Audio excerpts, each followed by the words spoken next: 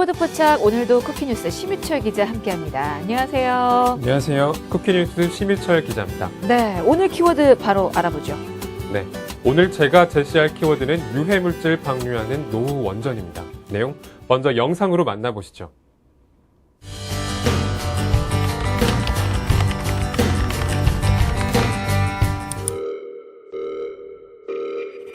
국내 최초 원전 재난 영화 판도라.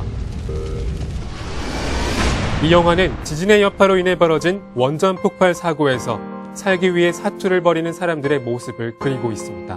그럼 현실은 어떨까요? 지난해 9월 경주에서 규모 5.8의 지진이 발생한 이후 원전 안전에 대한 국민의 관심이 높아지고 있는 상황에서 가동이 중단될 예정인 노후 원전에서는 유해물질까지 방류되고 있습니다. 환경과 안전을 동시에 생각해야 하는 현실. 하지만 아무것도 지켜지지 않고 있죠.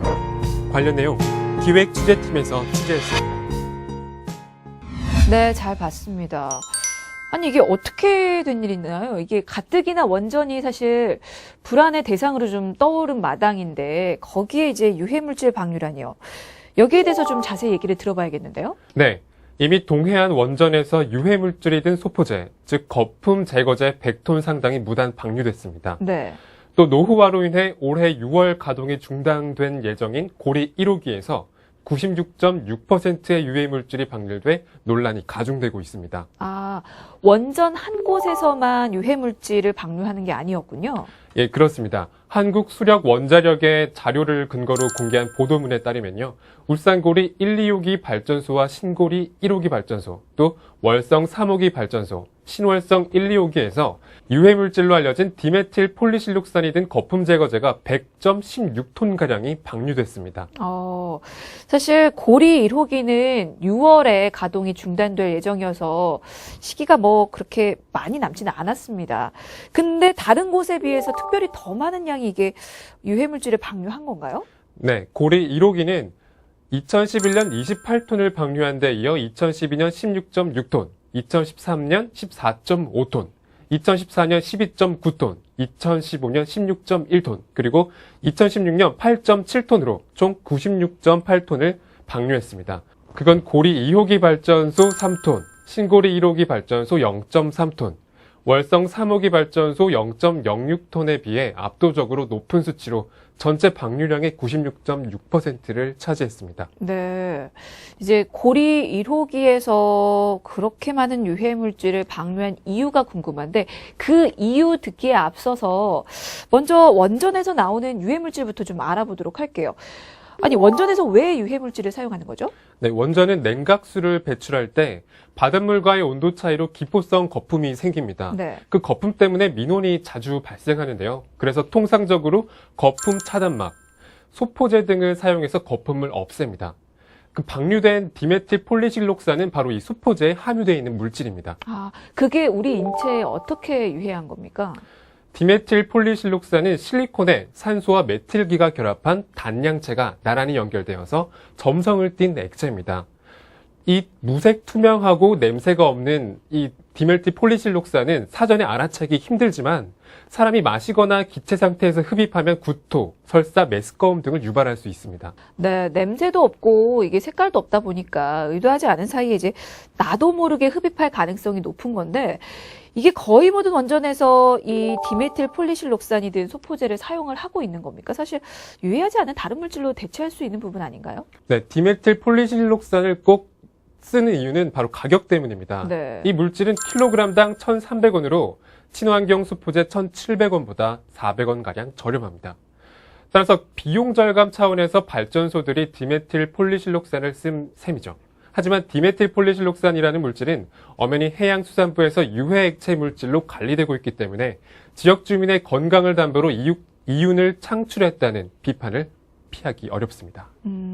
해양수산부에서 유해물질로 관리를 하고 있다면 원전 측에서 이걸 몰랐을 리가 없는데 아니 유해물질이 포함되어 있다는 걸 알면서도 왜 무단으로 방류를 한 걸까요? 네, 그 이유는 해당 고리에 거품 저감 장치가 설치되어 있지 않기 때문인데요. 거품 제거제인 소포제를 다수 사용할 수밖에 없다는 해명을 했습니다. 하지만 고리, 또 신월성 등 다른 원전 또한 배수 문제로 거품 제거 장치가 설치되어 있지 않기 때문에 고리 1호기에 몰린 방류량은 의문점을 남기고 있습니다. 의문점에 대해서도 좀 자세히 살펴봐야 될 것 같은데 이게 다른 원전보다 노후 원전에서 압도적인 비율로 유해 물질이 방류된 이유에 대해서 그 의문이 제기되고 있다는 거죠? 네, 그렇습니다. 그러나 거기에 대한 정확한 해명은 나오지 않고 있는데요. 또 과거부터 노후 원전의 안전대책 미흡이 수차례 문제점으로 지적된 상황에서 유해물질 방류마저 노후 원전을 중심으로 이루어졌다는 소식이 전해지자 원전의 효율성과 위험성을 저울질하는 당국에 대한 비판의 목소리가 높아지고 있습니다. 네. 가동 중단을 몇 개월 남기고 노후 원전에서의 추가 유해물질 방류 의혹도 다시 피어오르고 있는 상황입니다. 사실 이미 많은 양의 유해 물질이 방류가 됐다는 걸 눈으로 또 확인을 한 상황이다 보니까 노후 원전에서 제2의 유해 물질이 또 방류되지 않으리라는 보장도 없을 것 같아요. 네, 그렇습니다. 그래서 지역 주민들의 불안은 극에 달하고 있는 상황입니다. 네. 그 제2의 유해 물질에 대해서도 어떻게 구체적으로 확인된 부분이 있습니까? 네, 있습니다.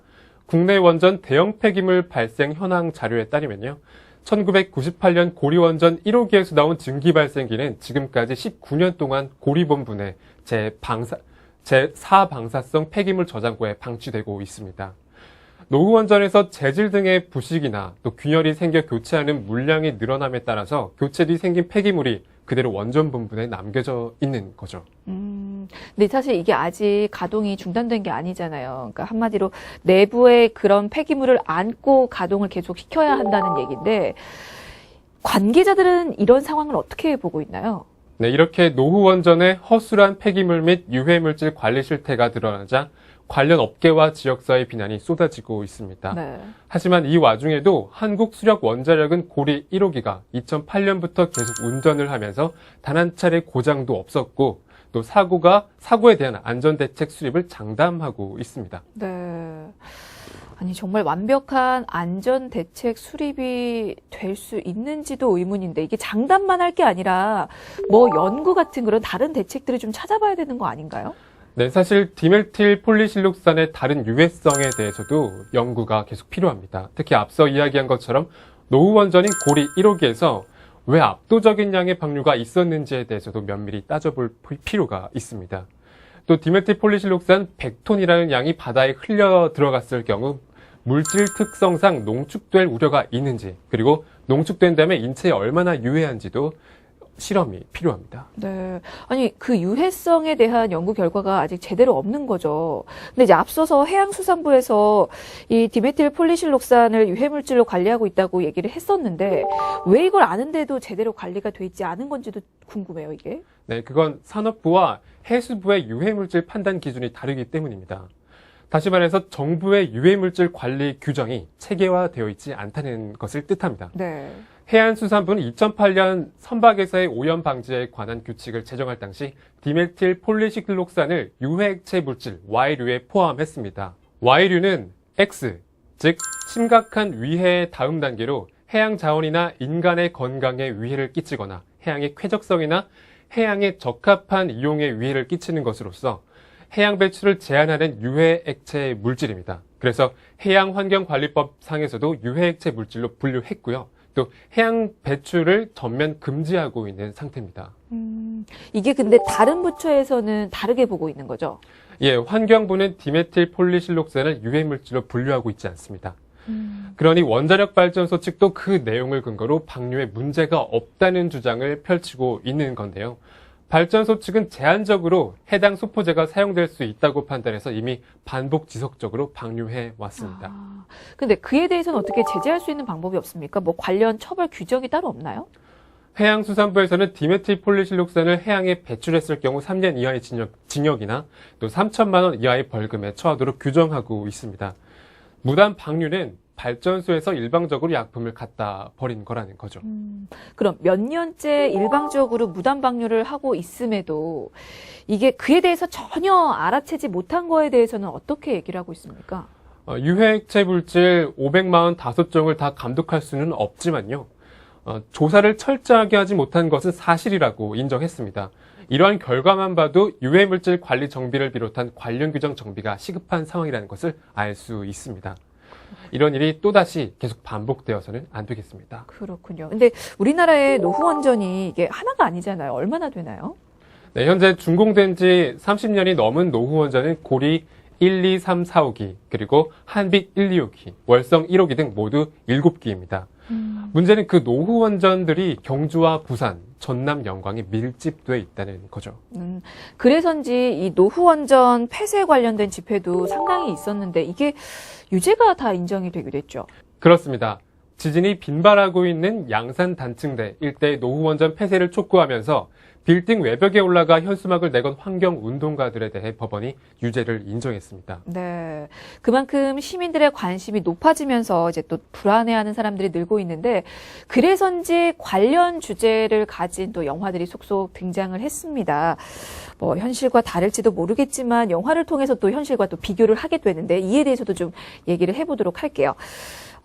영화를 보면 지진으로 인해서 원전에 문제가 생긴다고 이제 나오고 있는데 이게 진짜로 현실에서도 그럴 수가 있는 겁니까? 예, 그 내용을 먼저 살펴보면요. 네네. 우선 영화에서는 규모 6.1의 강진으로 인해 원전에 문제가 생긴다는 것을 가정하고 출발합니다. 네.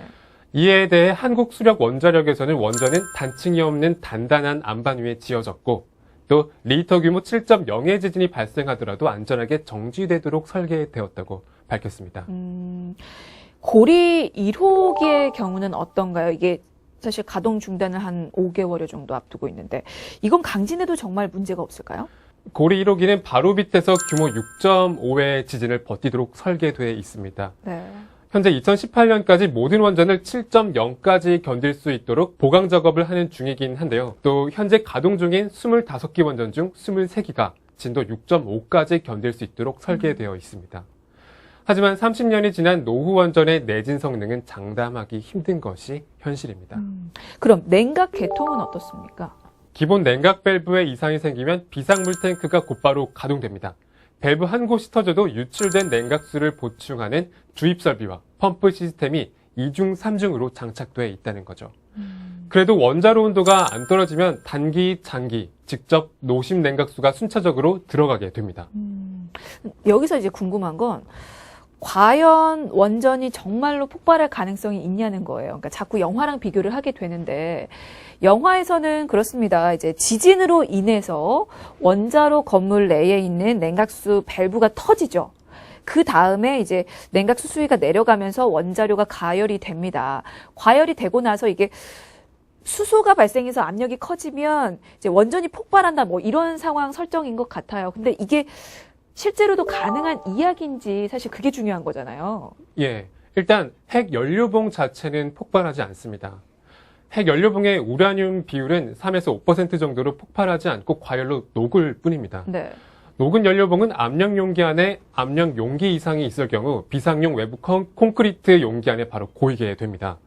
문제는 수소 폭발인데요. 원자로 온도가 1600도가 넘으면 냉각수가 수소와 산소로 분해되는데 지난 2011년 지진에 이은 쓰나미로 폭발한 일본 후쿠시마 원전이 바로 이 경우입니다.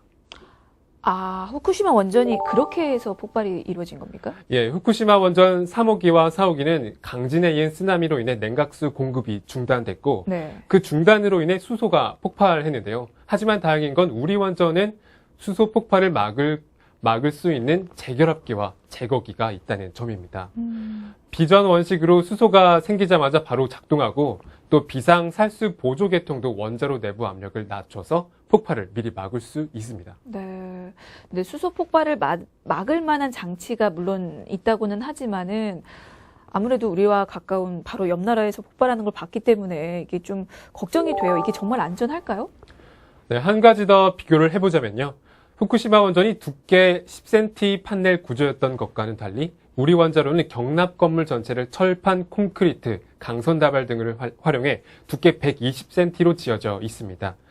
폭발로 인해 부서지지 않는다는 얘기인데요. 실제로 미국 TMI 원전에서 핵 연료가 녹는 사고가 발생했지만 원전 폭발 사고는 없었습니다. 만약에 영화에서처럼 원전 폭발 재난이 일어난다고 가정을 하면 그러면 사실 우리도 대책을 세워야 되기 때문에 그런 의문이 듭니다. 피난 인파가 몰려서 국가가 통제할 수 없는 아비규환의 상황이 정말 벌어질 수 있을지, 혹은 방사능 픽폭 영향권에 드는 지역은 얼마나 된지 이런 궁금증이 좀 생기거든요. 네, 만약 부산의 고리 원전과 경주의 월성 원전에서 방사능 유출 사고가 발생한다면 인근 30km 이내 도시까지 방사능 픽폭 영향권에 들어가게 됩니다. 사실 촉박한 시간 안에 수백만 명에 달하는 시민들을 대피시킬 수 있는 방법이 없는 건 사실인데요. 하지만 정부와 한수원이 원전 폭발을 은폐할 수는 없습니다. 원전 주변 지역에 수많은 방사능 측정 장치가 있기 때문인데요. 사고가 터지면 주민들이 바로 방사능 유출 정도를 알 수 있습니다. 네. 하지만 이제 영화에서처럼 정부와 또 한국수력 원자력에 대한 우리 국민들의 신뢰, 그리고 공포가 어쩌면 좀 당연하기도 하고, 그리고 높아지기도 했습니다. 국민들의 신뢰를 회복하고 또 노후 원전에 대한 공포를 이기려면 구체적으로 어떤 대책들이 필요할지 그에 대해서도 좀 생각을 해보셨나요? 예, 일본 후쿠시마 사고는 10기 중 노후 원전 4기만 사고가 났습니다. 네. 우리나라도 노후 원전의 사고 위험이 있는 건 사실입니다. 이제라도 그런 일이 일어나지 않도록 대비를 해야 합니다. 또 유해물질 방류에 대해서도 정확히 조사하고 처벌을 강화해야 합니다. 원전 운영과 설비 현황의 정보를 국민들에게 투명하게 공개하는 태도도 필요합니다. 알겠습니다. 자, 심희철 기자와 함께한 키워드 포착, 오늘은 여기까지 듣도록 하겠습니다. 지금까지 쿠키뉴스 심희철 기자였습니다. 고맙습니다. 감사합니다.